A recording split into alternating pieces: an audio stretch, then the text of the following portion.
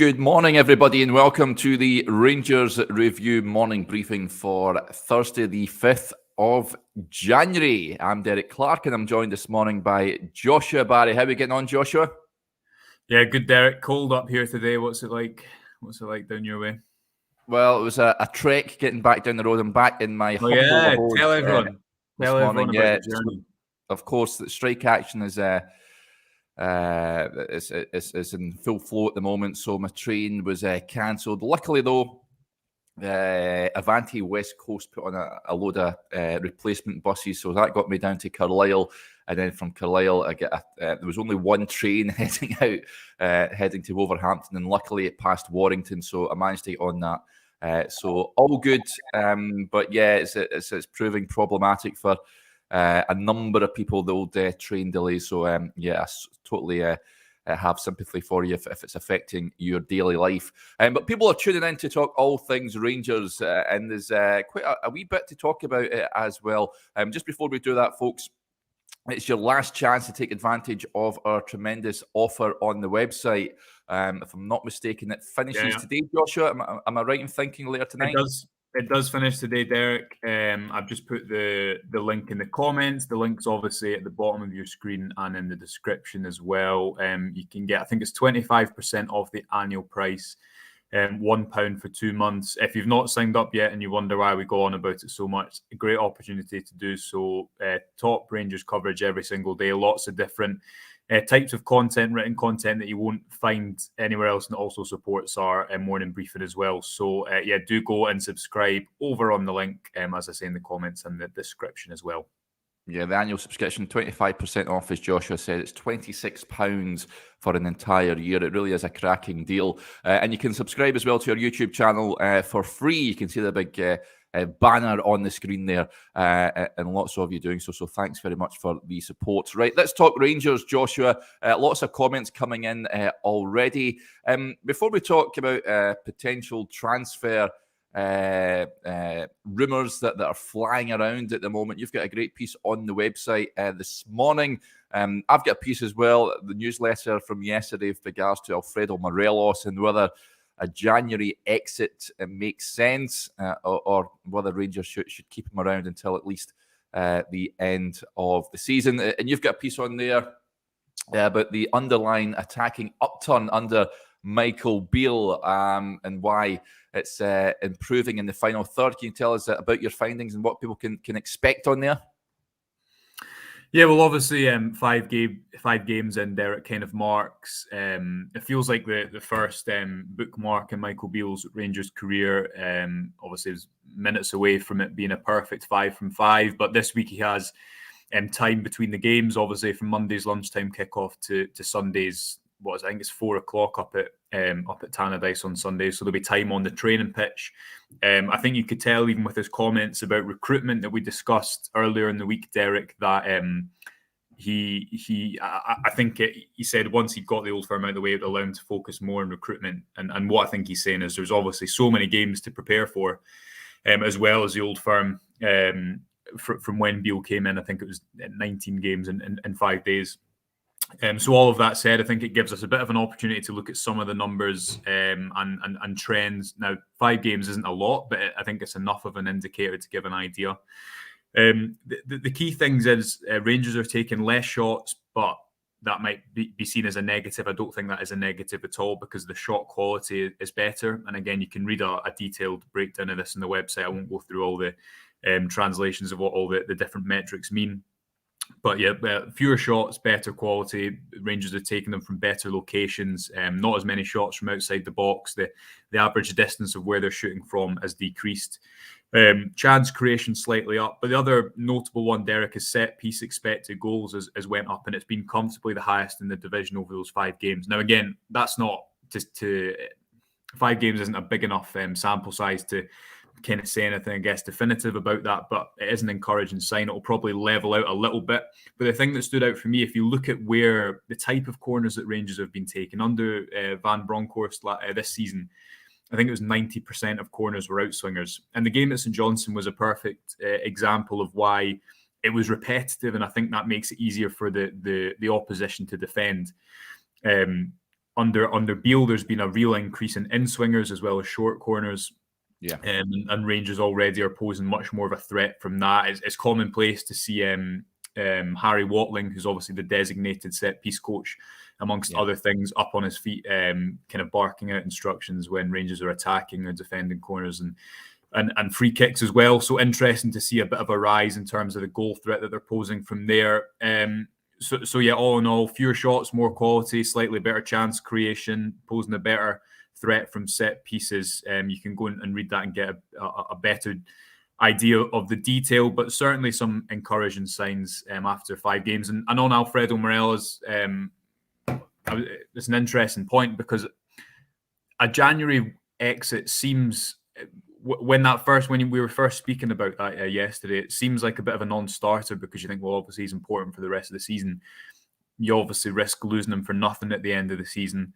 I still think, I don't know what you think about this, I still think you're in a place with Morelos where he's not shown enough consistently yet to validate the money that he would have to be on, the length of contract he'd have to be on at 26 to keep him at the club. But tell us a bit about what your argument is in that piece and what people can read if they want to read it. And that's free to read because it's obviously the newsletter piece. Yeah.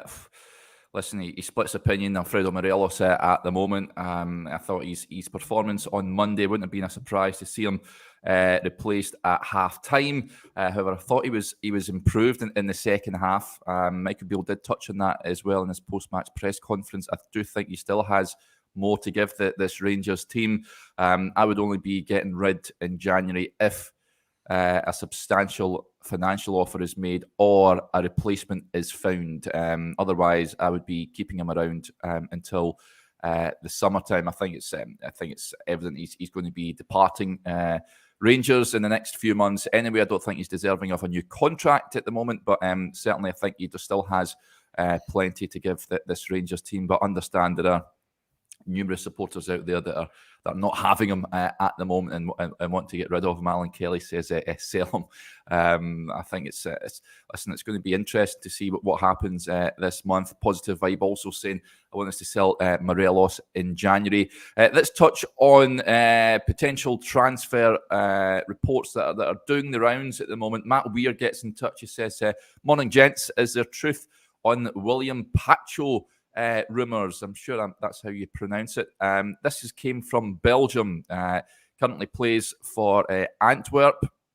He's a defender and a Belgian journalist by the name of Peter Jan Calchuen. I believe that's how you pronounce it. Has reported that Rangers and Monaco have scouted him a number of times and looking to recruit him.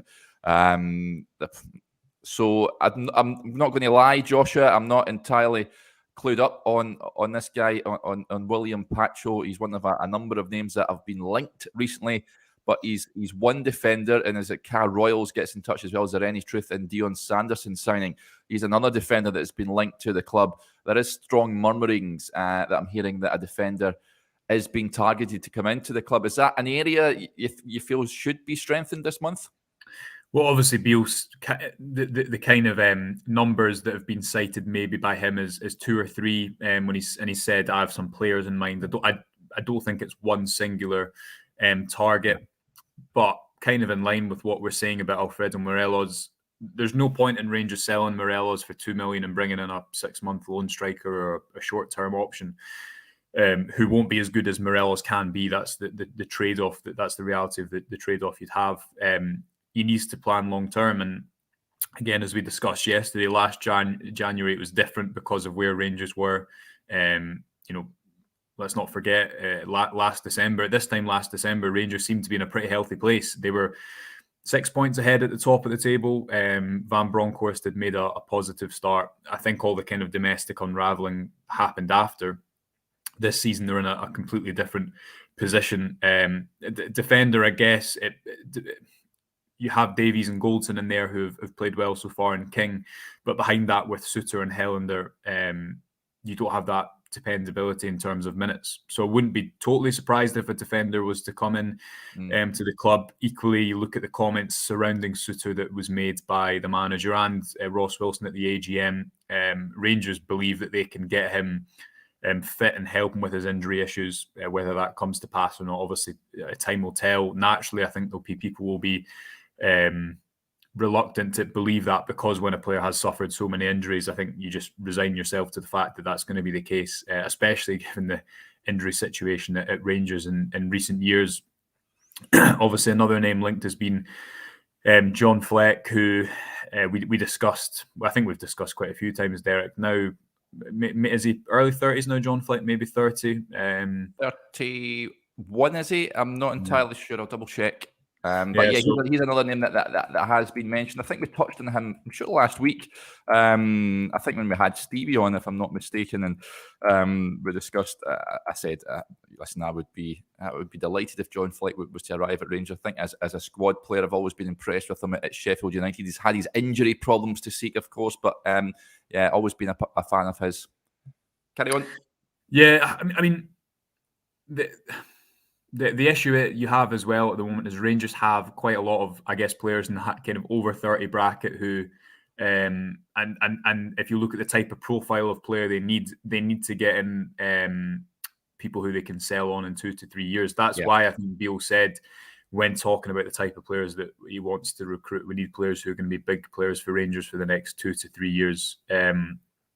I think that will be the priority, but it's a difficult window to recruit, the January window. That's what you always hear from clubs, and it's kind of the narrative surrounding it, especially if Rangers don't want short-term deals, but they want to look for the future and look long-term.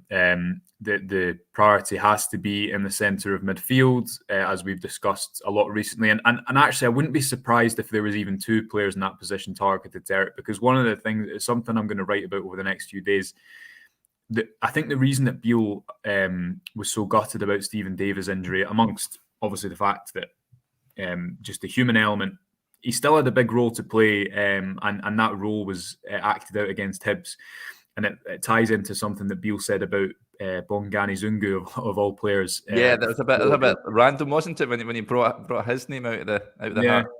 It was actually I kind of passed me by. I didn't really think about it, because obviously, as we keep saying, Beale says so much in his press conferences, and there's so many interesting lines that you can miss them if you don't go through them after. And Johnny was saying to me, well, that's quite an interesting point. Zungu played, he maybe only started 4 to 5 games, but he played that important role of helping Rangers to see out games. Think how many games Rangers won by 1 goal margins at important points of that season. Stephen Davis did that exact same thing against Hibs, where he came on, helped to take control of the game. Rangers moved to a more traditional or a more defensive 4-3-3. They don't really have a player like that who can come on and close out the game in the same way. I think that's maybe what the manager was trying to do with Ryan Jack at the weekend, or on Monday, sorry, but he had to obviously replace John Lundstrom with Ryan Jack rather than playing them both together. Yeah, I wouldn't be surprised if that profile of player is targeted alongside. You need a starter, a long-term starter, I think, at the base of midfield. But I also think you need the options in midfield, which Beale obviously has, along with all the other managers, with 5 subs now. Yeah, so many comments coming in here at the moment. This one, reports coming out this morning. I'm going to try and chase this up today, folks. Tom Servo says, any news regarding Helander getting released early from his contract? Now, I know he is free to talk to other clubs about a possible transfer away. He's someone that I think many have forgotten about at Rangers, which is a shame, because we all know when he was clear of injury, which isn't often, of course, he is. For me, I went on record and said he's the best out-and-out defender. I don't see him having an Ibrox future. I will try and chase this up to see if he is getting released. I think he did say he was looking to return February, March time. Helander, for you, Joshua, for me, it's a sad end to his injury-plagued Rangers career. I think during the 55 season and some European matches, he was absolutely excellent. But unfortunately, he's been on the treatment table too often. Yeah, there was that stat last year about Helander, wasn't there, where I think Goldson had played more games in one season than Helander had in 3. Yeah. When he was rotated, it worked. It was the same with Balogun. Balogun couldn't play loads of games in a row, and you've seen that towards the very end of Gerrard's era into that Hibs semi-final where he was injured, and I think it was just because he played so many games. So that actually worked quite well, because not only did you have players who they were as if both played on the left side, or Balogun could play on the left side, was comfortable there, but they gave you different options. Balogun could allow you to defend in that high line. Helander, most would say, was the kind of best natural one-on-one defender at the club at that time, and was also able to be aggressive because he's just so strong and kind of so dependable. Offered you that left foot as well. I don't think I think Davies, you're seeing already, he's a more natural passer than Helander. I thought the ball he played through the lines to Kent, it might have been about a half hour. I think Barisic overhit the cross. He did. Yeah. Was an example of hopefully the type of passes, line breaking passes he can play from the back. Davies, because I think we're yet to really see the kind of full extent of his what he can do on the ball. But ever since Helander scored in that Old Firm game, he obviously came back and suffered that injury against St Mirren, who's had a really difficult time with injuries. So, I can't see him being offered a new contract regardless, Derek, which will be a sad end to his Rangers career because of how good he was. And it was kind of 2 years before a lot of his injury issues. But equally, obviously, the club can't offer a new contract to someone if they're not going to be able to play that regularly. Yeah, and Derek Gray echoes actually. It's a bit gutted for Big Phil. It's ended horribly for the lad. Can't keep folk who want to be on the pitch, though. Yeah, totally agree. Comments come in as well regarding Nnamdi Offabor, the forgotten man, of course. It's been so unfortunate for him. He arrived with Jack Simpson it's the summer of 2021, if I'm not mistaken. Yeah. No, Simpson was in the January. Yeah. He came early because he actually played. Simpson actually played 4 or 5 games. He started next to Goulton in that 4-1 Old Firm win. Yes, where Ruth scored twice, which you kind of forget. And actually, the season after, I remember it might have been. Do you know it was? I think it was when Helander suffered his first injury of that season against St Johnstone away, where Rangers won 2-1. Correct me if I'm wrong, but I think Simpson then came on off the bench for the last kind of 10 minutes for that game. And I remember Gerrard really kind of talking him up after the game. Obviously, it never worked out for him, but he was there in the January. Offabor, I guess it's one of these things you can't speculate about it because it's so serious. I think the club naturally, as any employer is right to do, has to stand by one of their employees when they have serious health issues. Yeah, and it's a shame because I think he looked like an interesting, exciting profile of player when he was first scouted and first came up the road to Rangers. But I don't know what more you can say than that, Derek.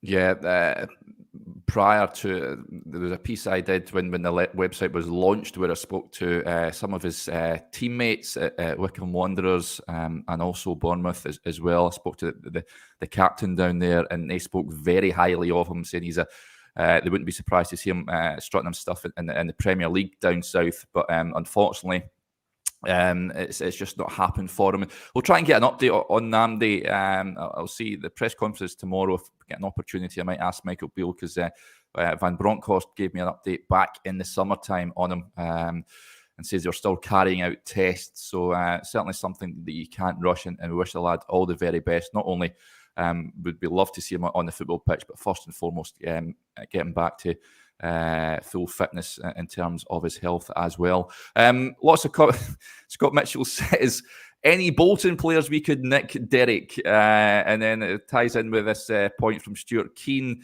How good is James Trafford, the Bolton goalie? This was a report last week that emerged from the Daily Mail, if I'm not mistaken, suggesting Rangers were looking at James Trafford, who is on loan at Bolton from Manchester City. Very highly rated England under-21 goalkeeper. Talks a great game as well. He's a fantastic lad, full of personality. However, spoke to the Bolton manager after the Lincoln game last week, and he said he's there for a season-long loan. There is no recall option, so he is going nowhere in January. As for the other players at Bolton, I think we touched on Dapo Afolayan yesterday. If Rangers were to do a deal for him, I know there was links in the summertime. Didn't materialise, but I certainly would have no qualms about him turning up at Ibrox sometime in the future. Let's touch, I love this. Stephen Gillespie says, Love to see a cheeky wee South American come in, a la Seb Rosenthal. You'll be too young to remember that, Joshua, when Rosenthal arrived at Rangers. It was excitement galore, and it was back when you never had so much footage of players around the world as you do now. It was just grainy Chilean TV footage that we've seen of him, and certainly there was the excitement of seeing him pitch up at Ibrox. But unfortunately, like Hollander, we've just spoken about, suffered a terrible injury in a match against St Johnstone. I think he scored in his debut, if I'm not mistaken, and was out for much of his career after that. It really was a shame for him. But yeah, everyone loves a South American, don't they? And that's this comment coming in. I think it's a link that was suggested a few weeks ago when the World Cup was on, Joshua. Chris Hamilton says, what about the Australian at St Mirren replacement for Jack? This is the boy Bacchus. Yeah. I think it's Keanu Bacchus. Yeah. It looks. I thought I think he started the game against Argentina, if I'm not mistaken. You're right. He did. Yes. I'm not going to lie. I can't think of much football that I've seen him play to offer any sort of opinion on that. But Rangers need more young players. They need midfielders, so it's obviously not going to be the worst shout. I thought Jack, when he came on at the weekend, until that goal, had actually done quite well. Watched, obviously, as we discussed yesterday, for the second goal, I think a number of players should have done better for that. Rangers have recruited relatively successfully at points from the Scottish Premiership in recent seasons, and then at others they haven't at all. Ryan Jack's obviously an example of the former.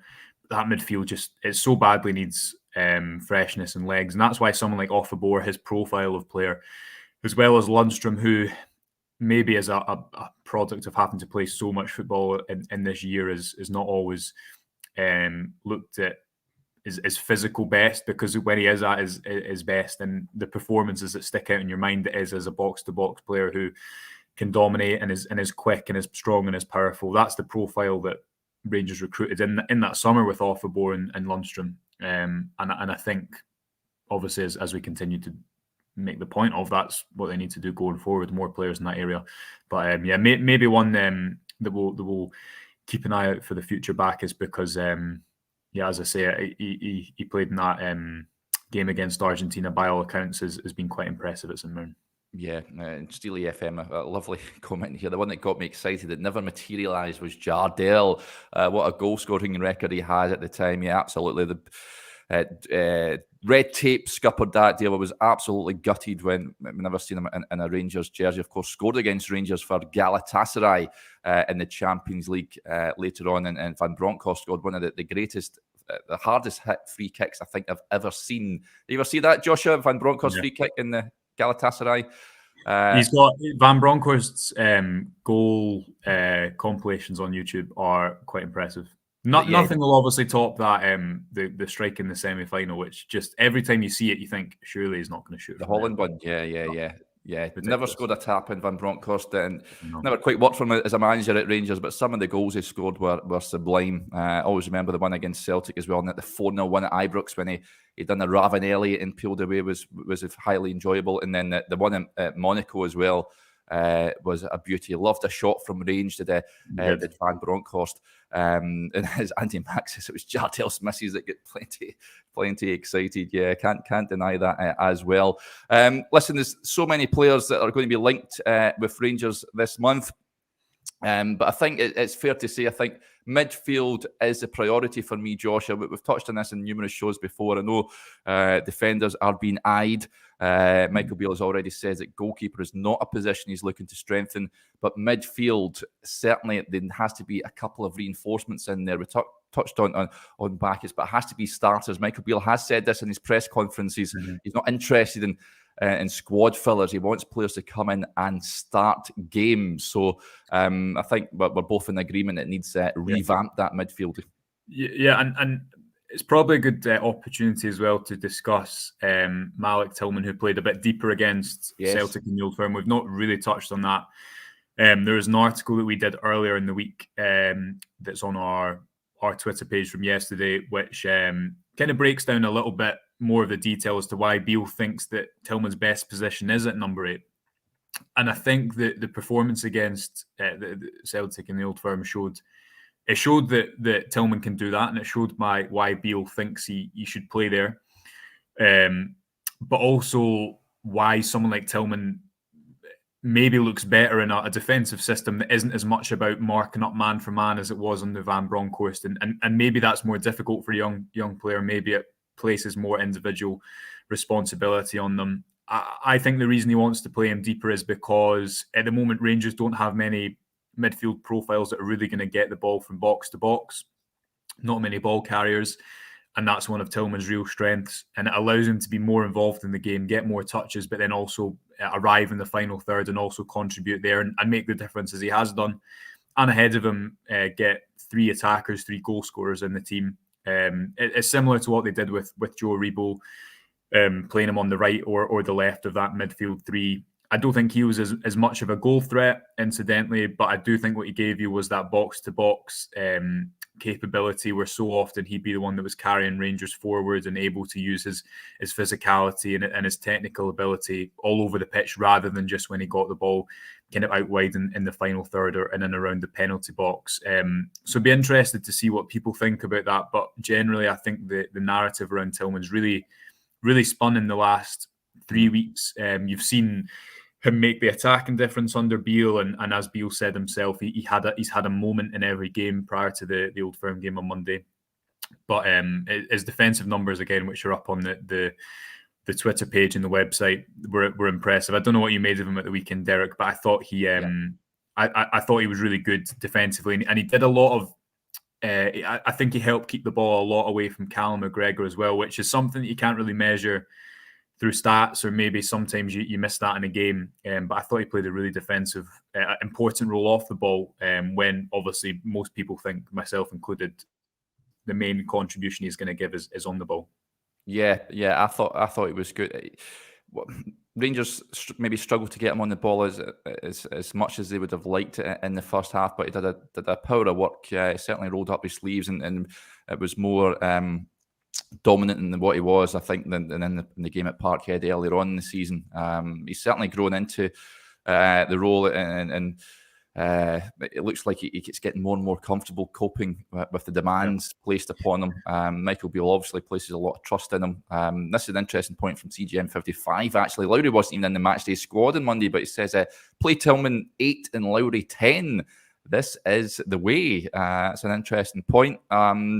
Listen, I think Tillman's got a big role to play for Rangers right now. If they had to say, I know it's the debate at the moment. He's on that loan to buy. Surely, no one's going to say you don't buy him. I'd be amazed if someone was saying you wouldn't buy Tillman. I mean, what if I would struggle to get my head around that, because he's got everything, and obviously he's not going to be the finished product. But who is at 20? Why else would he be here? You know, he needs he needs coached in certain aspects of his game. I actually think if you look at, he wins a lot of tackles. His tackle rate's actually really good, and I think he obviously has the kind of physical capabilities to be really dominant in that midfield. It's just about coaching him into a system that maybe gets the best out of him in that regard. So definitely, I mean, I'd be amazed. I don't think James Sands has done enough at all to warrant paying that money as of yet, but Tillman, I'd be amazed if anyone thought that Rangers shouldn't pay that money for him. Yeah, I'm paying the money all day long. I think he's a cracking big player. Of course, he frustrates with his work rate, but I think that is improving. And the amount of balls he wins as well in advanced positions hasn't gone unnoticed, especially recently under Michael Beale as well. As Algo says, Tillman needs bots. Said it from day one. I think he's got a great career ahead of him if he keeps progressing at the way he is. Barry gets in touch as well. Morning, Barry. Tilson is awesome. So young. The improvement in a year is incredible. It's not even a year, isn't it? No. This is his first full season in senior football. Had a handful of appearances, cameos, if you like, for Bayern Munich.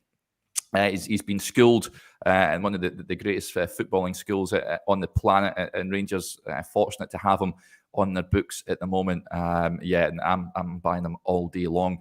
Okay, I think that'll do us there, folks. Thanks to everyone who has got in touch with the programme this morning. It's greatly appreciated as ever. We'll be back again tomorrow. In fact, at the later time tomorrow, we're getting Ali Bain on all the way over from the US of A, and we'll be on after the press conference tomorrow with Michael Beale. So we'll be on tomorrow afternoon, round about 2 p.m, maybe slightly after 2 p.m, and we'll give you all the reaction from that press conference. So hope you can join us then. But until then, enjoy the rest of your Thursday. Bye for now.